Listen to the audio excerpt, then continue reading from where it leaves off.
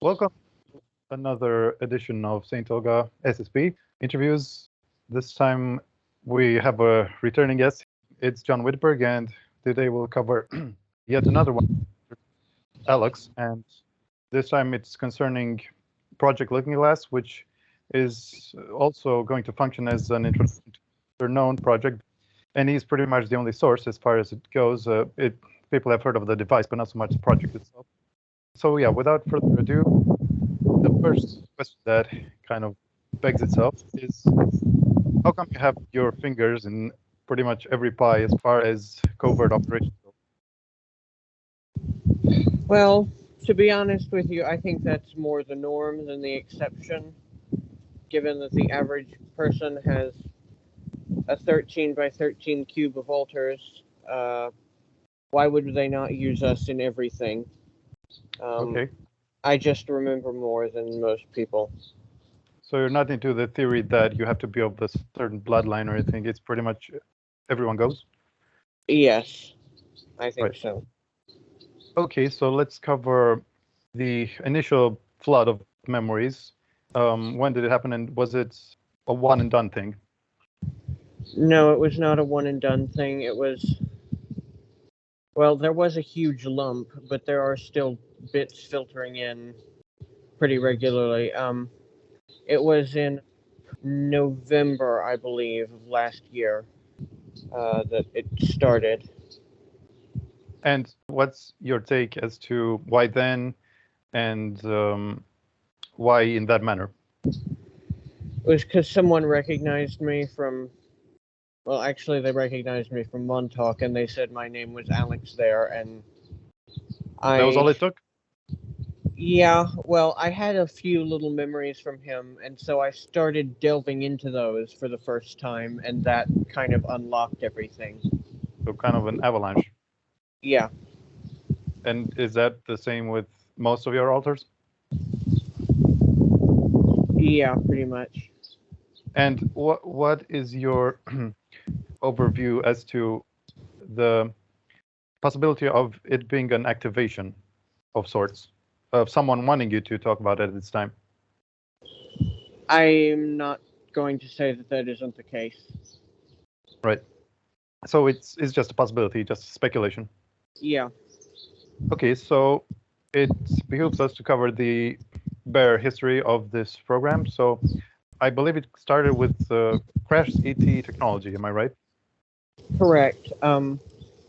Well, not crashed, recovered from a cache, I believe, in southeastern China, in the mountains. Except those mountains, it was discovered, were actually pyramids. This was during World War II that this came about. And What's the location, do you know? not the exact location, just southeastern China. And at some point, Were the Germans involved? yes, and the Japanese, because they were occupying that area. So it was the Axis powers. And neither the Germans or the Japanese could really make heads or tails of this device, so they were more than happy to give it to the Americans in exchange for, I think they got a certain number of personnel or something. And it wasn't until like the late 60s that the Americans finally figured out what they were supposed to do with it. And they presumably made a deal with that society or foundation that deals with relics that's from Germany, right? Annenerbe or? Yeah, however you put Annenerbe, I believe is how you say it. Yeah. Yes, they did. And do you know what the Americans, how did they transition from just having access to this to finally establishing a program? And what would you say is that program's MO or game plan today? Their game plan is monitoring history both on and off planet and manipulating it at the will of both the Tall Whites, which we covered them somewhat in our Solar Warden shows, and also at the will of the U.S. and general Allied powers intelligence community. There are personnel also from Britain, Canada, Australia, Sweden, France, Germany, places like that. I see. And the headquarters is in Area 51, but they presumably have outposts elsewhere.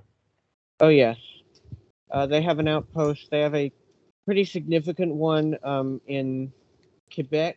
They have one, I believe that Pine Gap in Australia has. I mean, it's not their. They don't own all of Pine Gap, of course, but they have personnel there, and they have one very significant one in what's that mountain range that's on the border between France and Spain? Pyrenees. Yeah, they have an outpost in the Pyrenees, or under them, I should say. There's also an inner Earth portal there. Okay, that makes But sense. the history is really, I mean, shrouded in mystery, even, I guess, for the insiders, right? They're kept on a leash, but because almost no information is leaking out about it, it's not like Montauk or the others. No, it's not. It's very secretive.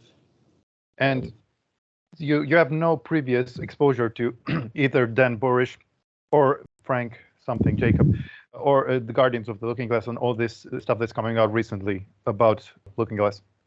None whatsoever. Mm-hmm. But would you be able to confirm or deny whether Dan Burisch's claim that other countries have had access to Looking Glass technology as far back as the 60s and 70s when it was still being reverse engineered? Yes, I can. I got there, I believe, in late 75, early 76. And there were, I know the Russians had one by then. The Italians had one. Oh, Czechoslovakia, of all the random places, they had one by then. So yes, places had them. And China got one in the early 80s. Japan got one eventually. Yeah, it's pretty widespread by now. And so you went on live missions, as not unlike Montauk, which is also not that well known. But so this is important to bring forward that this was an ongoing thing, just going on live missions, not just say 5 and backs or something, or just a few months. But they also did those as well. It was a mishmash. Yes, it was. But it was go ahead. Whatever was needed in order to change things. However long you had to be there, you were there. So in order to maybe add some clarity, what would you say is the thing that set it apart from, say, Montauk? It was much less rough, for one thing, and it was, I would say, less morally questionable. I still wouldn't say it was a good idea, or that it is a good idea what they're doing, but I'd say it's less morally questionable. I've never known Looking Glass to commit genocide. I have known Montauk to commit genocide. So, and yeah. Speaking of Montauk, that's how it incidentally started, this altar, which is Alex. And can you give us a brief summary of how you ended up from Montauk there? For insubordination, I caught Preston doing something with a kid. I will not say what exactly because I don't want to get your channel banned. But I caught that happening, and I pulled a gun, and Alex was going to blow his head off, and he was stopped and punished quite severely, and he would not stop pulling guns on Preston. And so what year was this? 74 into 75. Mm-hmm. And so it was decided, okay, we can't make this kid comply. We're going to get rid of him. And so it just so happened that Area 51 had an opening, and they were looking especially for gifted telepaths with also some archaeological experience, which that fits Alex to a T. So it's a rare, like, fortuitous turn of events, because normally they would have demoted you, but in that case, it was kind of an upgrade from what I'm hearing. Yes, very much so. Okay, and let's go into a little bit the type of guy that Alex is, and I think you said that he was one of your 4 strong alters, as they're called. Yeah, he is. What type of guy he is? He's very military in his personality. He's a hard ass. I would classify him as he's not very nice. He's not a bad person by any means, but he's also not nice. He's very complicated, which is why I'm struggling with this. He is probably the most complicated of all of mine. And I believe you referenced the fact that one of the subject of our previous episodes, Adam, was actually a fractal, so not a strong alter, of Alex. Yes, he is. There was, at some point in Alex's life, I believe Adam was quote unquote born in 69, so that would mean 69 was the end of Alex's Montauk training, so that sounds about right. That they would have made a series of clones of him at that point. By born, you mean just created from mind fracture or what? No, I mean just printed out a bunch of clones. Right. But the inception of the consciousness was not 69. Oh, right. Yeah, right. You're right. Yeah. Alex was made during my initial mind fracture. What year was that? 2007. Good to know. Yeah. Okay. But unlike with Adam, you maintain open communication with Alex, right? Yes. Was it okay that I disclosed that? Oh, yeah, that's fine. I don't care. Okay, and let's briefly mention the types of missions, because presumably there were many, and some were military, some were business, some were, spy, right? Yeah. Sometimes we would go do battles. Sometimes we would infiltrate areas using.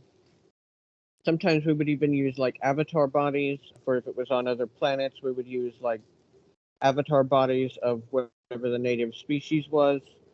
Sometimes we would do abductions of people who we needed. There were a lot of things we did and are still doing. So with the avatar thing, you would fast clone an ET and then transfer your consciousness in it, and then act right. And were they? Let's compare them also to JFDFC. Were they also sneaky, or were they more professional, more dignified?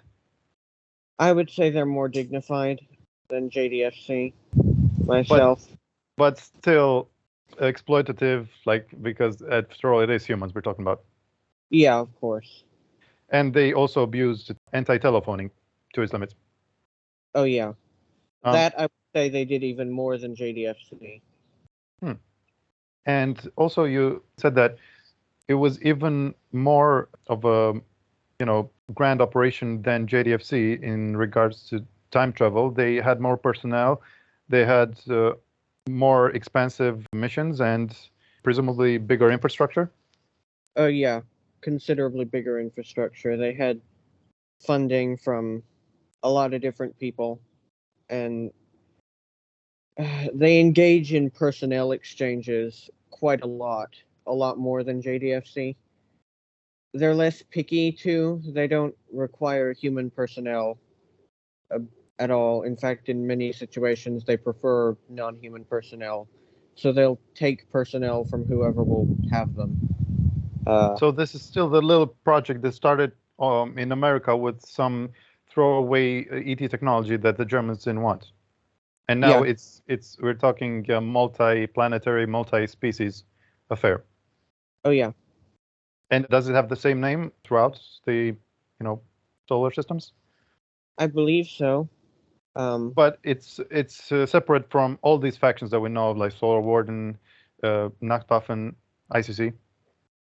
Well, it is overseen by the Navy, by naval intelligence. So, no, I mean, it is still a part of that, but functionally, they are kind of their own faction. And They also cooperate with the Germans, am I right? Yes. Which is unique, I guess, for Yeah. Americans. Yeah, it is. I'm not sure that the Germans that they have on staff or whatever are Nachtwaffen Germans. I think they might be paperclip Nazis. Okay. So that would be kind of a different scenario. And let's briefly cover the ET cohorts. They were also who decided those scenarios, right? Those objectives. For the most part, yes. There was also heavy input from the intelligence community, but for the most part, it was ETs who we would, at the very least, consult with every time. And the heads of the project, their direct bosses are usually tall whites.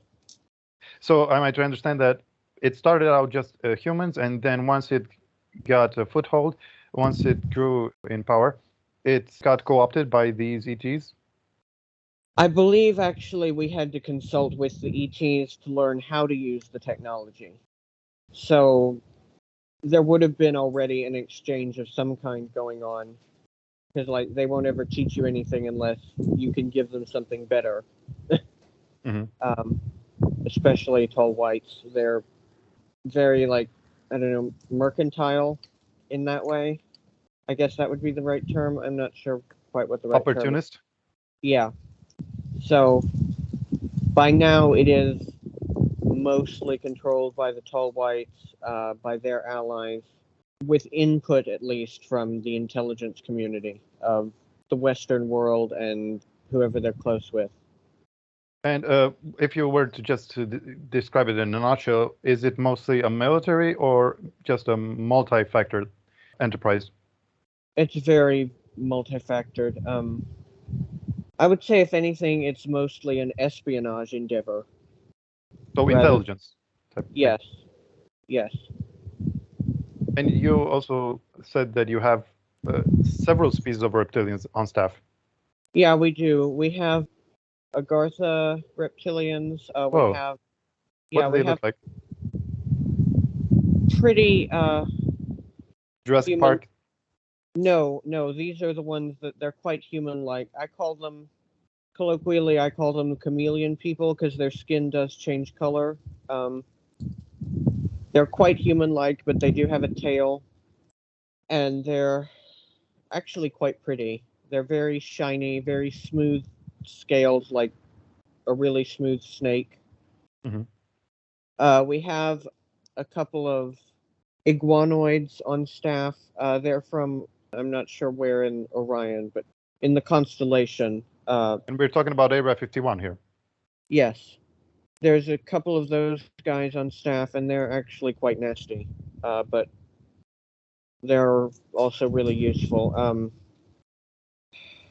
We have a couple of, like, I think they might be exiled warrior Draco, who are in, like, the cargo area, because they're just, like, giant, really strong guys, and they just move stuff around for us.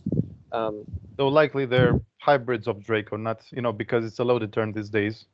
Yeah, probably they are hybrids, and they're exiled in some way, or else they wouldn't be taking such a low job, I'm sure. Right. Especially for tall whites, their bosses. I mean, yeah. Mm-hmm. But were there any encounters with the good guys ETs, like the Ashtar or Venusians or Balthor and the like? I don't recall ever encountering any of the Ashtar. I can recall Venusians. Valthor, I don't have specific memories of, although this was after his time anyway. He was in the 50s. This was started for me in the 70s. Well, he's still around, presumably. Well, yeah, presumably somewhere, but we had plenty of dealings with the good Andromedans, and yeah, there were good guys we met with on Andromeda, a constellation or galaxy? Constellation. Right. Cool. And let's go to the actual projection holographic machine. Could you go over its appearance? Was it horizontal? It was a gold box about 4 feet wide, 2 feet high, 2 feet deep. And it had two little gold pillars on top with spheres on them. And when you connected psychically to the device, which only certain people can do, and we will be getting into that later, but the spheres would spin, and in between them you would see like a projection screen, and you can take that pretty much wherever you want, and it will look at anything. I think I made a comparison with the Ark of the Covenant in terms of shape. Yes, it was very much Ark of the Covenant like, except instead of angels, it had those two pillars with spheres. So perhaps that was the initial role of the Ark as well. Very possibly, yes. And I think you said something along the lines that not everyone could see it. No, not everyone could see it. You have to be one of the people who can connect to the device in order to see it, and then it's still a bit mysterious to me what exactly the requirements are, because even sometimes people who are connected to the device can't see it at all times. So I think there might be an element of an AI in the device that it actually, to some extent, is choosing who it allows to see. Well, from what I gather, it has to do with the ability of the viewer, whether he can tap into these astral densities, because that's also a coveted role to be able to interface with these technologies like you were used in other altars as well as Thea. Okay, yeah, that would make sense. Because it doesn't seem like just the machine, crapped out on you or anything, but instead it was a matter of being able to see, from what I'm getting. Yes, definitely. Right. At the same time, the portals were visible to everyone, including, just a random hobo. Yeah, the portals were just like the portals weren't anything special. Mm-hmm. And going back to the projections, I heard that after like a week, a different loop is shown, and that happens again 144 times, and then this forms a 2.7-year cycle, and that they film it and then they search it thanks to computer algorithms for keywords just to save time, and then they do their little adjustments of the timeline that way. Does that sound familiar? Yeah, that's roughly how it works. Before we had the ability to record it, though, we had to usually they would give the people using the device drugs so that they would be able to remember everything, because of course in the 70s we didn't really have computers that were quite advanced enough to record what was being seen psychically by a person. So I see. it used to be a much more complicated affair. Right, so they got it down to a science. Yeah. Do these operatives monitor timelines 24/7 and always recording them and researching and looking for the most optimum threads? Pretty much, yeah. But you weren't tasked with such things. Oh no, I was when I was a kid there. At the very least, I was, yes. All right, might as well foreshadow the fact that you started with lower jobs, menial, but ended up actually heading this whole project. Am I right? Correct. Took many, many years, but yes. Right. And do they then compare these different possibilities that were seen with the projector? Like, tell us, what did you see in the recordings, the archives? Yes, they compare them. Gosh, tell you what did I see? That's a really huge question. Too many. Yeah, there were many timelines, many bad timelines that we have averted, but there have also been good ones that we've averted because it didn't fit an agenda. Everything is done for an agenda, as I said. And we saw timelines. There were timelines where Earth was destroyed. There were timelines where we fell to an invasion. There were a couple of times we actually had to go in militarily and stop an invasion and things like that. Could you also just peer into the future or past just for kicks? You're not supposed to, but everyone does. Did you? Oh yeah, of course. What did you see in one of these? Because presumably you could pick whatever you wanted. Yeah, you could. There were some really utopian futures that I hope we're headed towards. More often than not, though, I would usually take it off planet for when I was trying to do something fun, and took it to some pretty cool planets. I'm not proud of this. I did engage in some voyeurism. I won't get too graphic, but like that did happen a few times. And also, how did you control this? Was it just through your mind or fingers or how? You have to lay your hand on the device, but otherwise, yes, it is just telepathic. Or So a combination then? yeah, Interesting. you do have to control it. You can see it if you're not touching it, but to control it, you do have to have your hand laid on it. You mean control the angle or the position? No, control it at all. Control where it's going, anything. But it is possible to like stand next to the person who does have their hand on it and see what they're seeing without you touching it. So would you just move about as in a video game as with a joystick? Pretty much, yeah. And were there any off-limit places? Yes. Draco territory anywhere was strictly off limits. Most military bases, both on and off planet, are mostly off limits. If we had to look at something in a military area, we would do remote viewing because that's Leaves less of a footprint. yes. But did the mood or personality of the observer affect what you were seeing in the projections? No, not at all whatsoever. So it was totally objective. Yeah. And when you had those blockages, were those encoded in the software, as in you couldn't even access it if you tried, or was it just a a measure that you didn't want to get caught?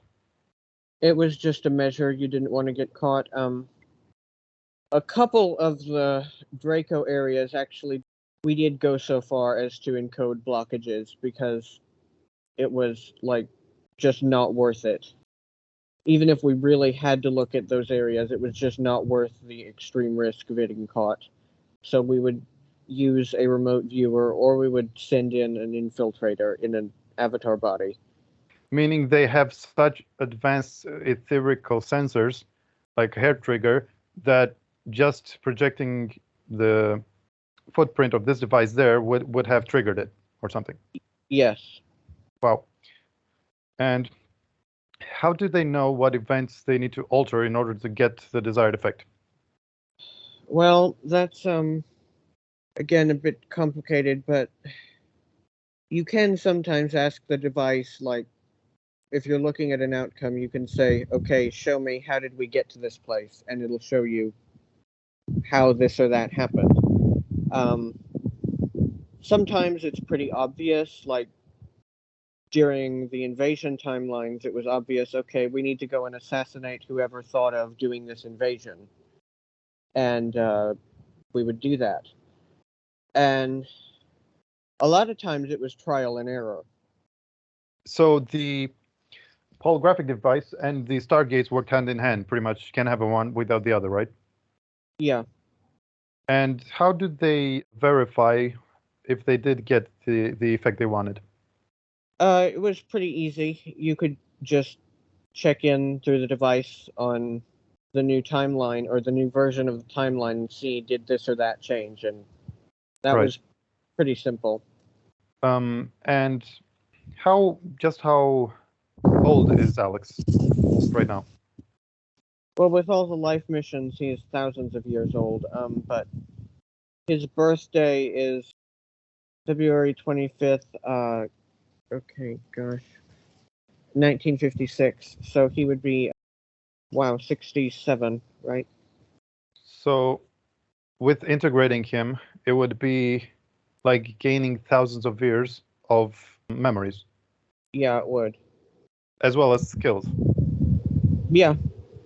What about, do you get mind wiped after the missions, the life missions? No.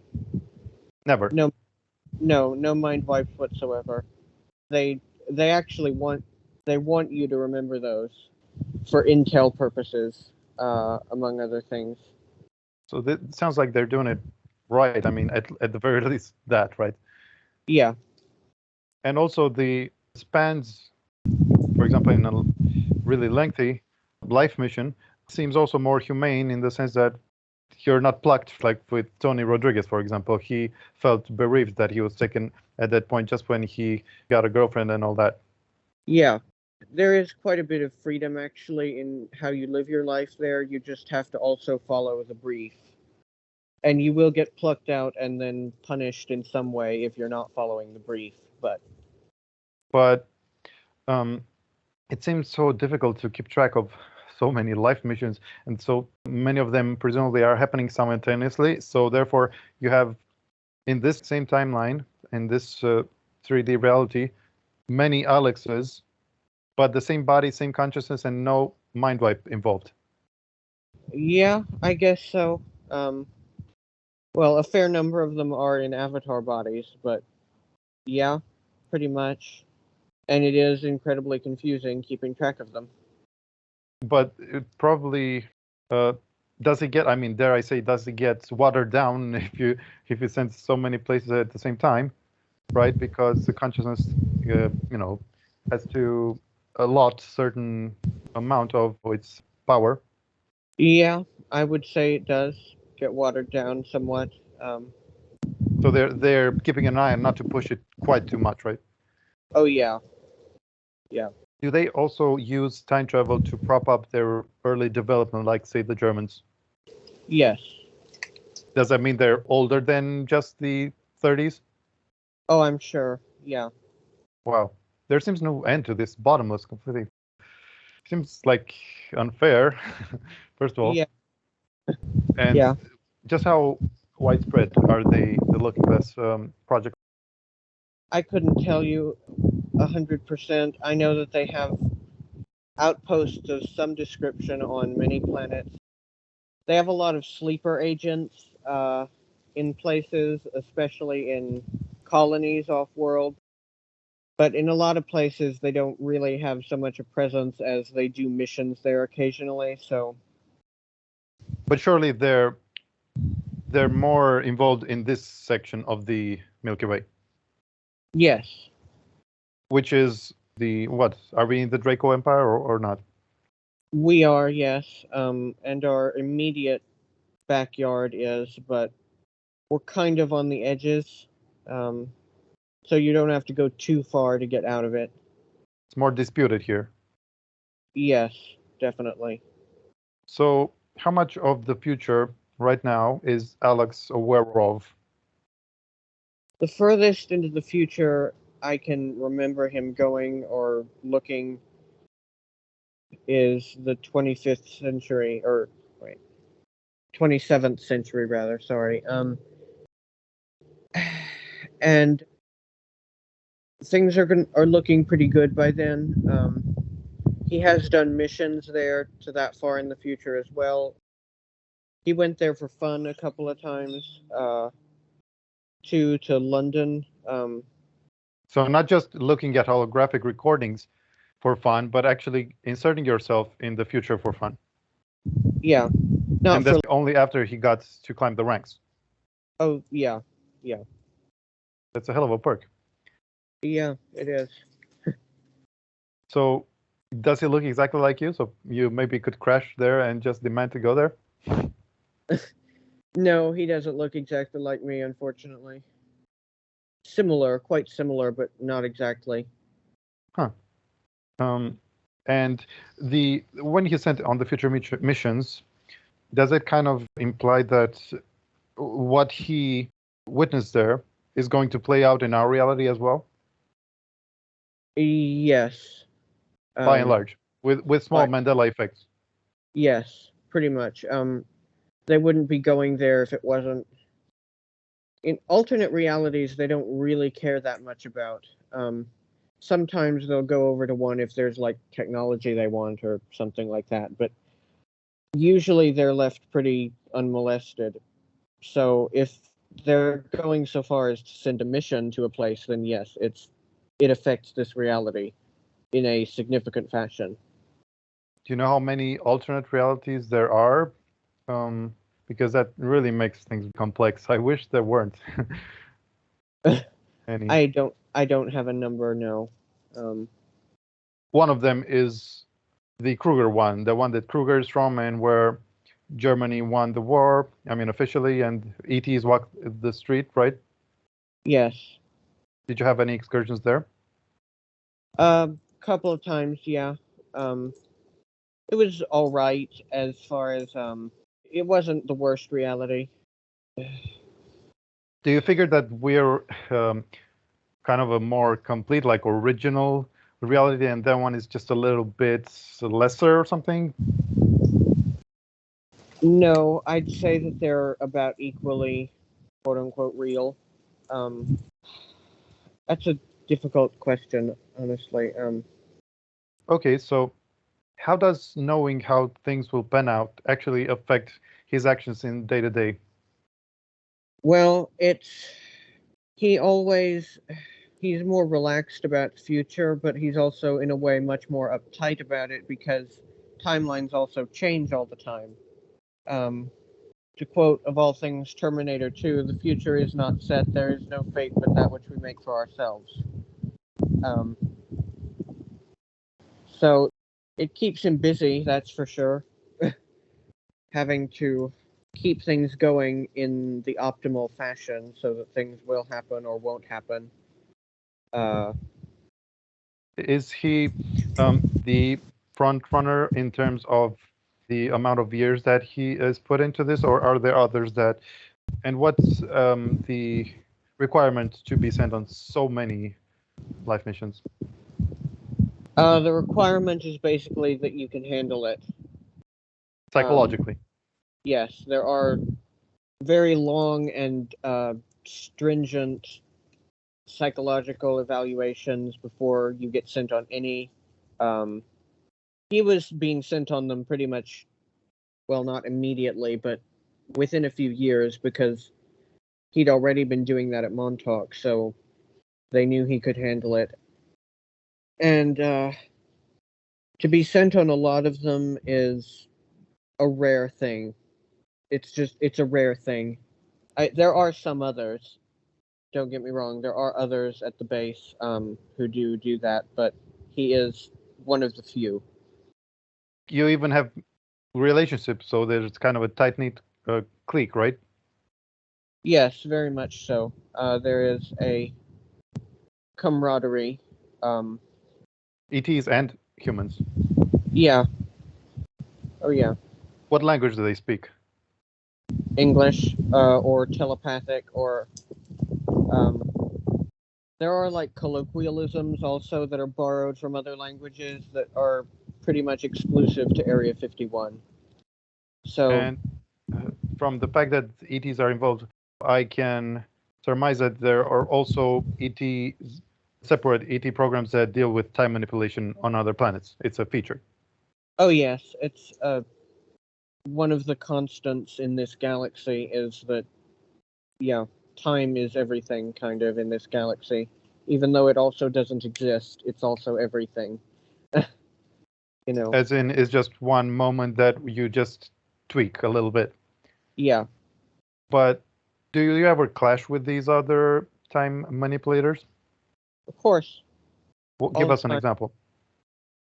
We would clash with a reptilian species. I still don't know what exactly they were, but there is a reptilian species that they look like they evolved from an anole lizard, Anole. People can look that up.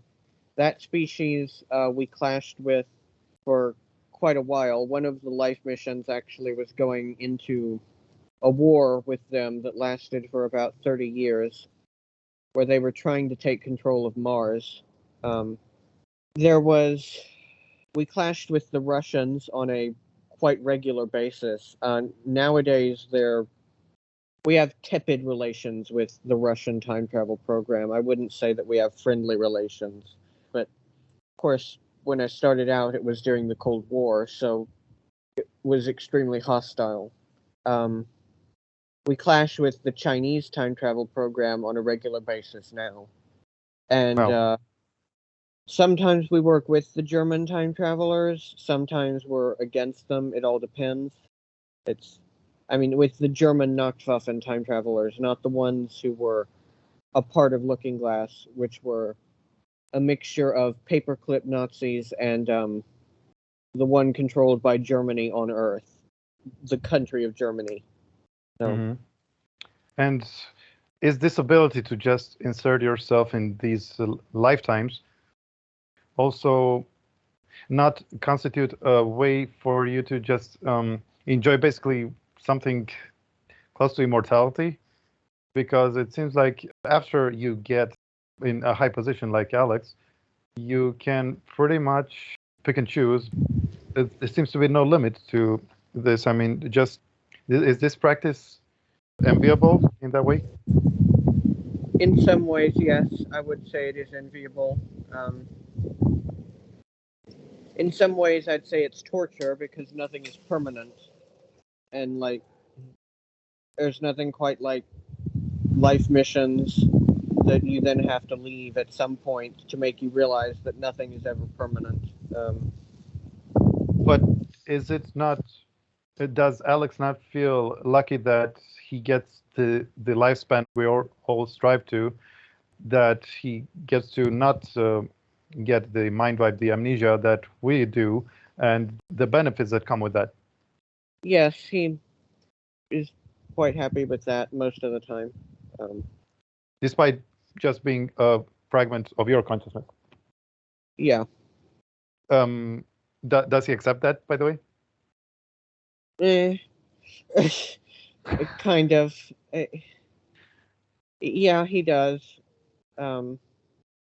He actually thinks that I'm a fragment of him, that he's the true original, and I can't honestly say for certain that he's not correct, but who Wow, knows? maybe you're just the whistleblower alter, if that's a thing.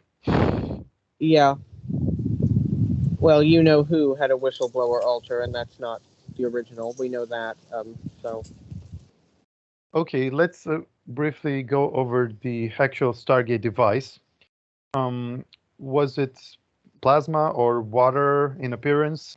And once inside, what did it look like, a tunnel, or was it an instant transition? It was an instant transition. It looked like water, like slightly rippling water. You can actually see to the other side. Distorted. Yes, distorted. It like as if you were looking through slowly flowing water. And there are different colors for different scenarios, which I believe Apollomy has actually said once or twice. But looking through it, there's blue, there's light blue, there's a darker blue, there's like a seafoam green, and then there's red. Depending on scenarios? Yes. Seafoam green is interdimensional. Dark blue is space. Light blue is time and space, and red is simply time. Whoa. So were these just for your benefit, or was it actually a resultant of the cocktail that was needed for the Stargate? I wasn't there when we first got it, so I couldn't honestly say. I believe Right. it was already like that when they got it, but that's just my speculation. Mm-hmm. What about, were there incidents when you didn't close it on time, or something came through that shouldn't have? Yeah, that happened.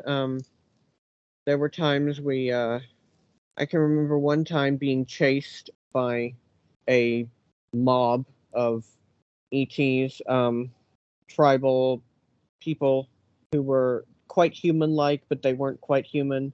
I can remember them chasing us through it, and we had we came running through, shooting back, and we were screaming at the people to close it now. And a few of these ETs still got in after us. I can remember a couple of incidents where people got careless and just didn't turn it off at all overnight or whatever, and we would wake up and find like wildlife roaming around from What, deer?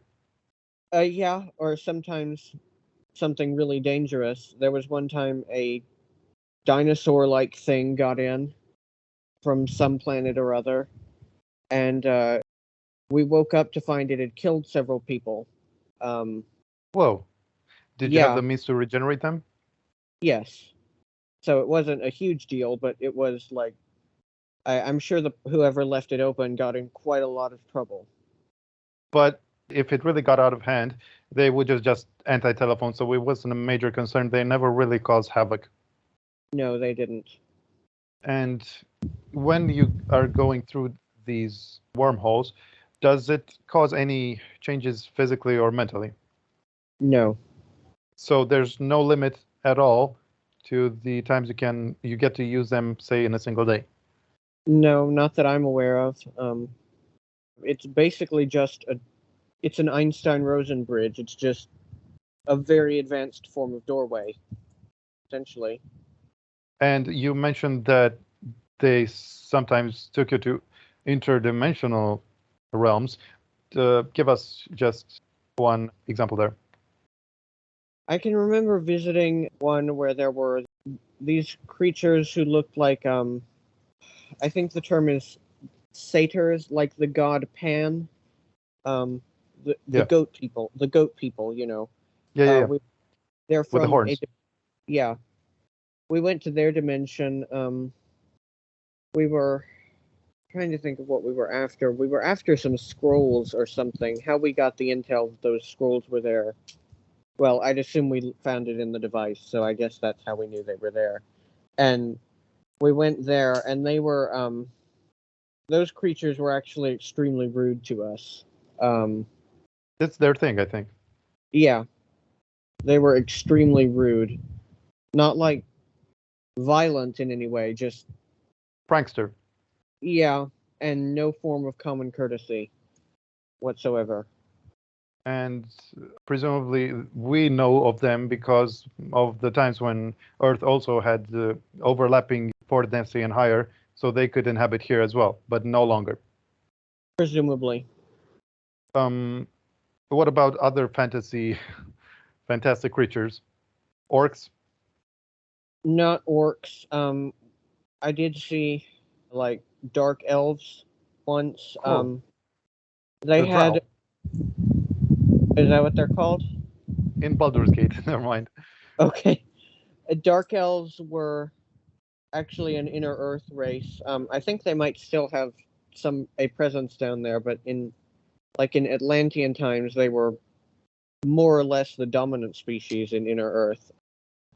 And I've been to a planet that had griffins, wild griffins flying around, and they were actually really friendly wildlife. They would come up and like eat out of your hand and let you pet them and stuff. That was really cool. The Dark Elves, were they black? Yeah, charcoal or black. Dark gray, yeah.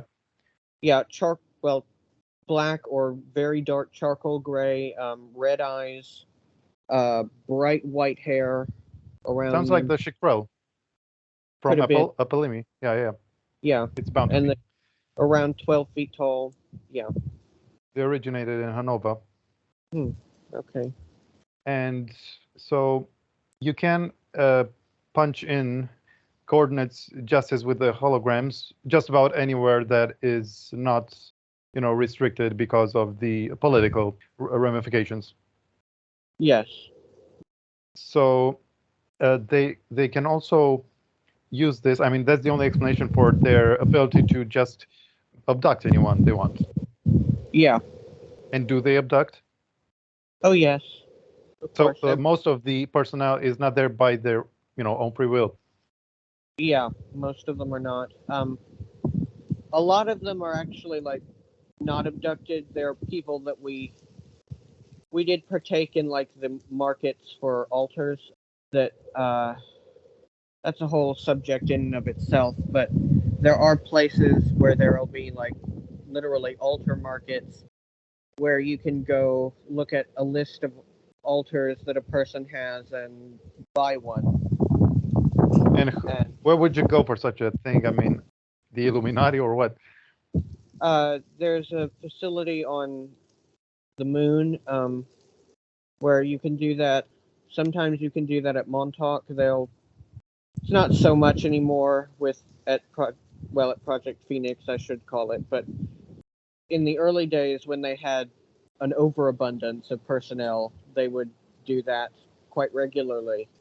Right. And also there's a place in Los Angeles actually where this happens. It's underneath a museum that I can't remember the name of, but under a museum in Los Angeles, they will have like markets for altars.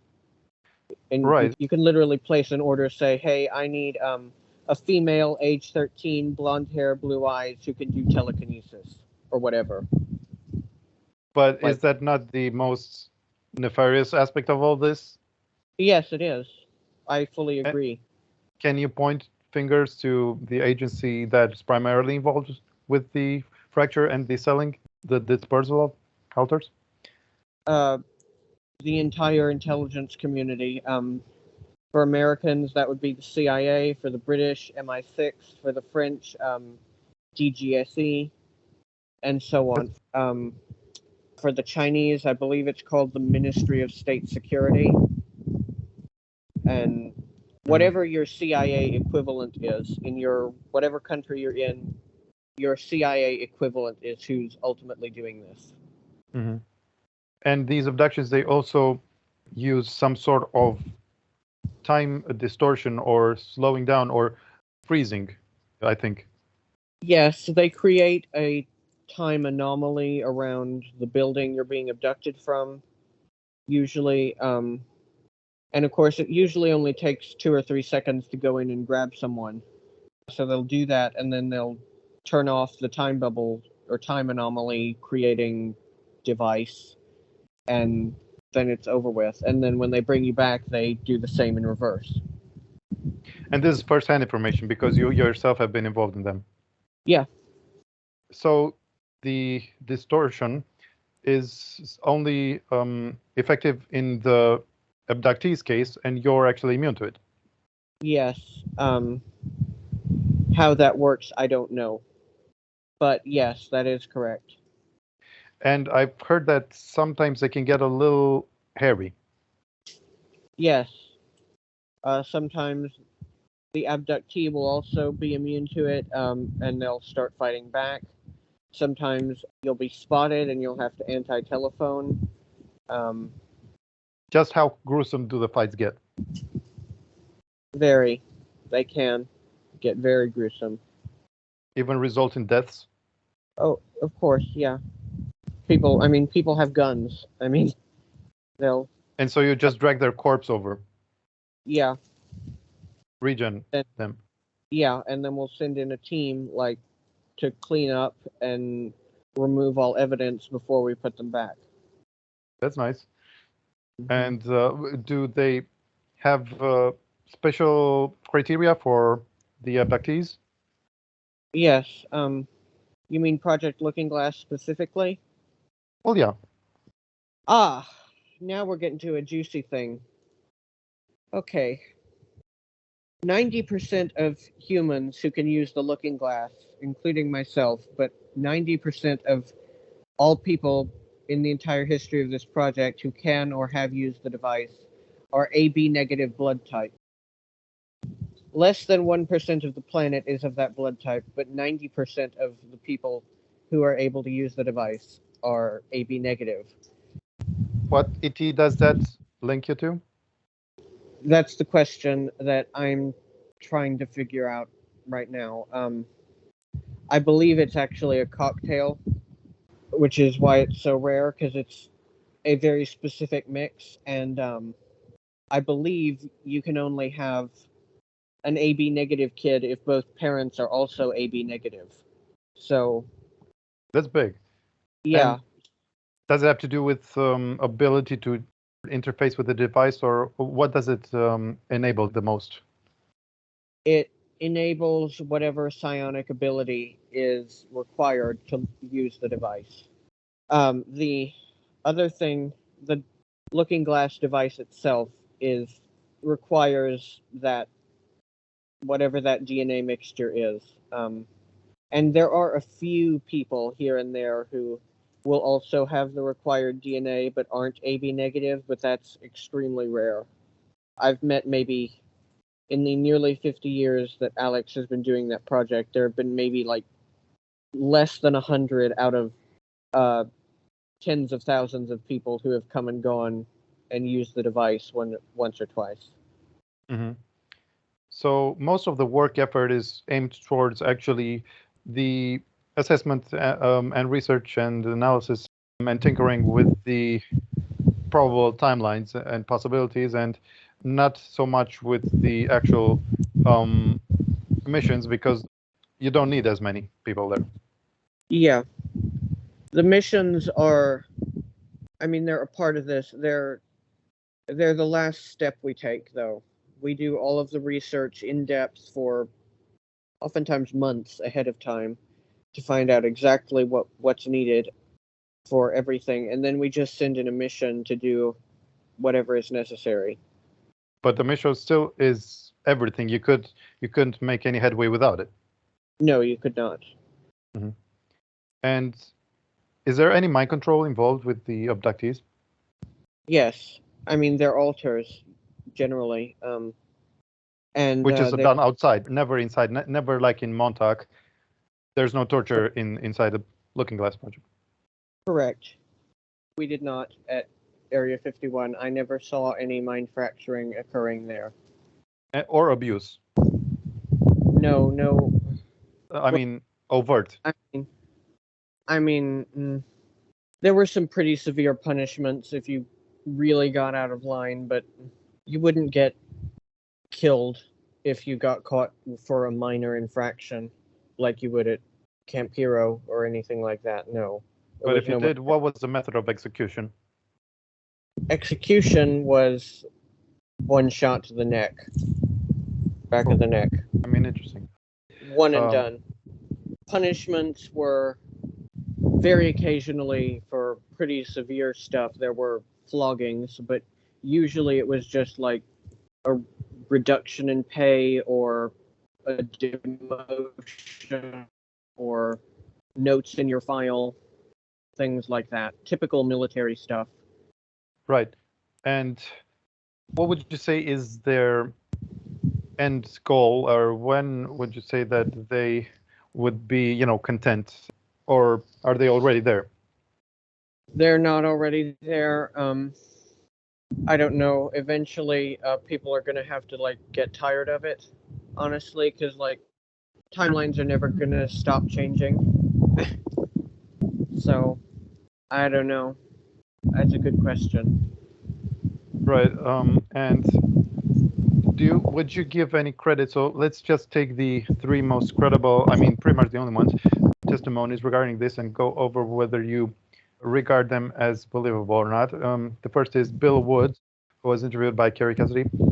He claims that he was part of Looking Glass, and they actually shut it down years ago because of the inevitable outcome of the awakening that they saw through it, that they could not control or avert.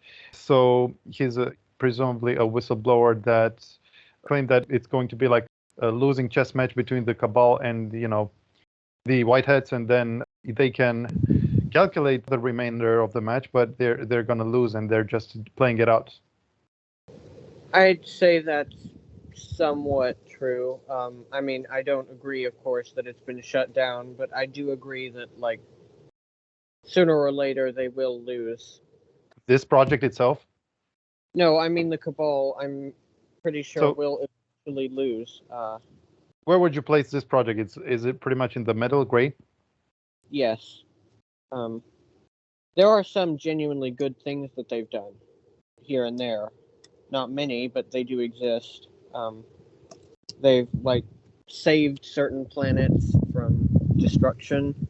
and things like that. So, but you're going to go out on a limb and say that they didn't shut it down, and there is the ability to tweak even further than the 2030s, because that's apparently the time, according to the second most credible of these whistleblowers, say that he's talking about the Guardians of the Looking Glass, which came out recently. And they're apparently former military and intelligence officials that are warning of upcoming events that must be stopped to ensure a positive timeline, and that the 2030 event is pivotal in that it can either be very negative or very positive. Did you hear something about that? yes, I know a little about the 2030 event. There will be something that's going to happen then. And they're weighing their options. I guess there are at least two big timelines, I guess. Yes. Do you know if it's going to be galactic events, like the sort of cataclysm that we're pretty much awaiting? I don't think that's happening in 2030. I think that's much, much further down the line. I think that 2030 will be, for whatever reason, I don't know if it's like a karmic thing or whatever, something massive will happen that will drastically change world politics. And we may get disclosure. In the positive versions, we do get disclosure, at least to some degree, in 2030. Right. And lastly, Or there was a... In a couple of timelines, we also get it in 2028, but that's a whole other story. Well, and lastly, the Dan Burisch tale that he had encounters with this J-Rod creature, who was a gray but apparently a descendant of humans from 50,000 years or so in the future. And he also mentioned there was a probable timeline called T1 version 83, if that rings a bell. But also he says that the Orions, who signed the 1954 treaty, have actually been themselves future gray-like humans. Do you think that's possible? I think that's possible. Because that is, sometimes when there are people who look like us and they get exposed to biochemical warfare, after a few dozen generations, they do pretty much look like grays. That's the standard outcome. So, yeah, I'd say that's possible. Right. And speaking of mildly famous people, you also had encounters with Bob Lazar. Yeah. He was part of the, just as he said, he was there reverse engineering stuff. I haven't listened to him in a while, and the memory isn't super clear, but yeah, I knew him there. At that period, that would have been, late 80s, I think? Sure. Yeah, at that period, Alex was working security. He was still rising through the ranks, kind of bouncing from job to job as part of this project. So he would have been the one who handled security clearances for Lazar and his team. So that confirms that he's legit, but also most likely altered. I'd be shocked if he wasn't. So what he's talking about is just the bits that he has been allowed to and not mind wiped. Probably, yes.